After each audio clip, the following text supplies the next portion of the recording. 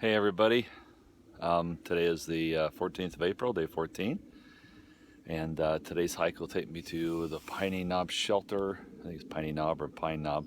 It's about a 12.5, so working my 1 miles up a little bit here today. It's 8 o'clock, getting started a little bit later than I wanted. It's quite a hike to get down to the water this morning. Little spring that was flowing but not real fast, so it took a little while to get a couple liters of water, and I went through the 2 liters of water that I got down at the War Correspondence Memorial, and then hiked it in. So anyway, today's breakfast is some granola with some cranberries thrown in and some Nido milk. That thanks to Moose Dancer last year, 2016 through hiker, so give him the credit for the idea there for a good substantial breakfast on the trail. I'm going to do a little quick video here. A subscriber had a question about how I attach my water bottles to my strap on my pack, and so I'll just give you a little demo on how that happens. All right, here we go.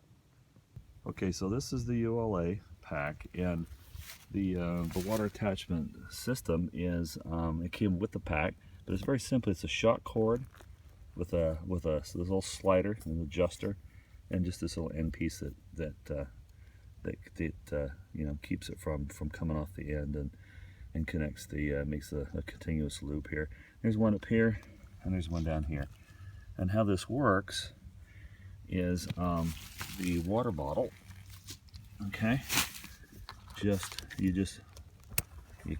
flip it in, okay, and that shock cord goes underneath that and holds it. And when you've got the pack on and it's bent, the strap is bent, it then applies pressure, and then the bottom one goes on. As soon as you take the pressure off the pack, take the pack off of your body, and it relieves that midpoint pressure on the bottle.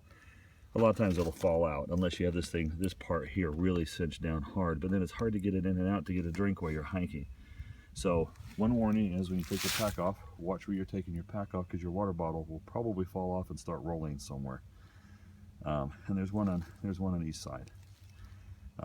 Very simple system. It's an easy mod that somebody could just hold a shock cord and a couple of those little sliders, those adjusters. I'm not sure what they're called. They have a name. Maybe somebody can throw it in the comments. So I'm drawing a blank right now, but anyway, that's how it works.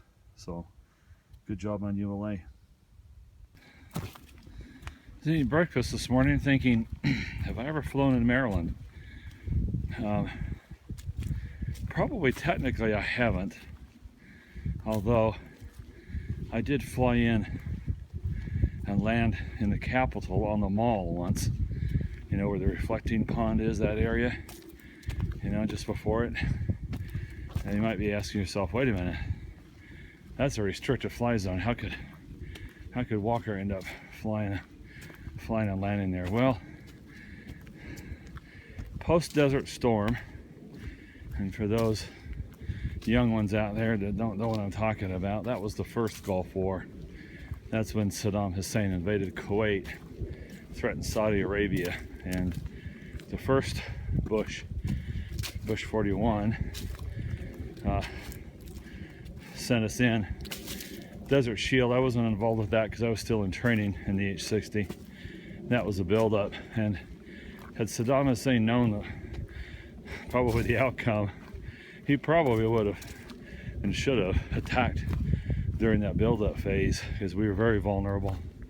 But he didn't, thank goodness. And that first Gulf War, it's a pretty massive build-up. We went in, I don't know, we had like 450,000 people over there, I think. There's a lot, maybe not that many, but that was the war that showed the Soviets that their equipment wasn't as good as ours, their tactics and training wasn't as good as ours. That was the era of precision weapons.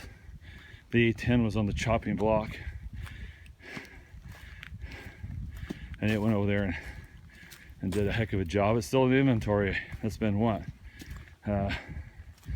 26 years So it got new life. And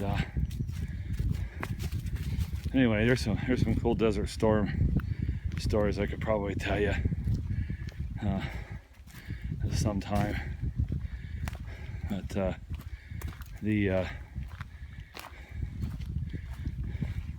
I'll tell you one now. Oh, well, let me finish the first story. The reason I landed on the mall is they did a big victory celebration thing and big parades and stuff like that in DC, and so we landed helicopters and Harrier jets and all sorts of stuff in the mall for static displays, you know, around the Smithsonian, so people could come and climb in and see all that stuff. But anyway, that's probably the last time there were aircraft on the mall, I would think. But you know, just the other day they dropped the Moab, mother of all bombs. Of course, I think the Pentagon calls it the father of all bombs. But there was a Blue 82 daisy cutter. They used them in Vietnam to clear helicopter landing zones. Well, during the Gulf War, we had the PSYOPs guys would fly over the Iraqi line and drop leaflets and say, tomorrow we're going to drop a big bomb on you and you're all going to die. You know, surrender now. And they'd come over, they'd drop a Blue 82. And it drops out of a C-130, it's on a parachute. And it has like a big 15-foot plunger attached to the nose, so it'll detonate above ground. And has a huge, I think it was like a 5-mile kill radius. Or maybe it was maybe not kill radius, probably well, I think when the 5 miles, for sure there's some collateral damage, you know, blown out eardrums, disorientation, stuff like that. I can't remember the technical specs, and if I did, they're probably classified, so I can't tell anyway. Just know that it's pretty dang big blast radius. So they'd fly along the lines, drop the leaflets, come the next day, drop the bomb. Survivors would, and it looked like a little nuke going off because it would suck up the desert sand. And matter of fact, the Brits, the first time we did it, they thought we had dropped a tactical nuke. But anyway, so then the Iraqis stumbled down the line and with their little leaflets and showed their buddies. And the next day, that part of the line, leaflets would get dropped and it'd say, yesterday we bombed your buddies and today we're going to bomb you. Come back the next day, drop another one, boom. Well, about the third time that happened, an Iraqi general and all of his staff defected, came across the line and brought with him a briefcase full of all the plans and maps of where all the minefields are at, so that when Schwarzkopf did his big end run, because you know we were doing special ops stuff to do the feint, which was the sea invasion.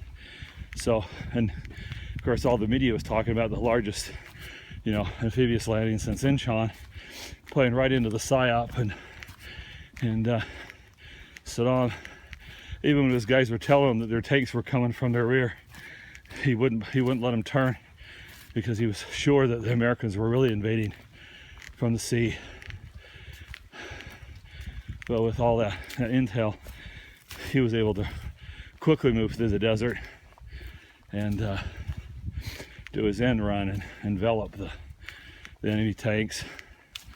And I understand that their rounds, if they hit our Abrams, would just bounce off, and we could shoot them a lot of times before they could even see us. So anyway, my personal opinion, I think the Soviets at the time realized that, uh-oh, this is not good. And then I think eventually led to that, you know, Star Wars broke them financially, believing that we were getting close to space-based weapons, and that was a big psyop. Anyway, that story that I told you about the leaflets, now that was reiterated in a Reader's Digest. So if you want to go back and read it, you could probably find that online sometime in the summer or the fall of '91. You'll probably find it, or maybe '92. Anyway, a little story for the trail. Some of my subscribers remembered some of that from last year that I would tell some stories. So anyway, time to concentrate on hiking. Bye. Quick moment of celebration. I just did 2.6 in 1 hour and 15 minutes. That's good for me. The trail's been smooth and rocky both, so kind of mixed up a little bit. So on a good to bad scale, not too bad really. So ridgeline walking, so you have to put up with some of the rocks. Been enjoying watching the hawks just kind of floating over right at treetop level. I think they're somewhat curious about me as well as looking for food.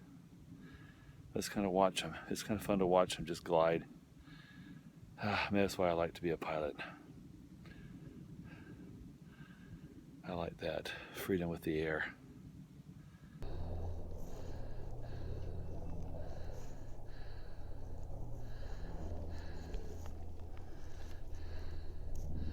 And 2 generals died close by here. Confederate one first and then a Union one when he came up to see what the problem was. And then he got killed. Yeah.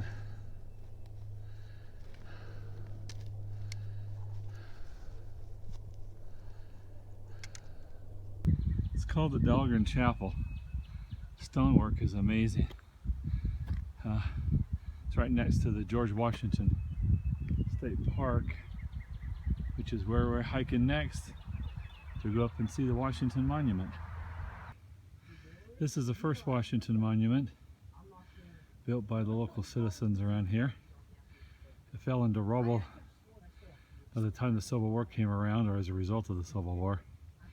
It was rebuilt, but a crack established and it wasn't fixed, and it fell into rubble again, and it was rebuilt by the Civilian Conservation Corps in 1933 or 36, if I remember from the placard. But anyway, first monument to George Washington.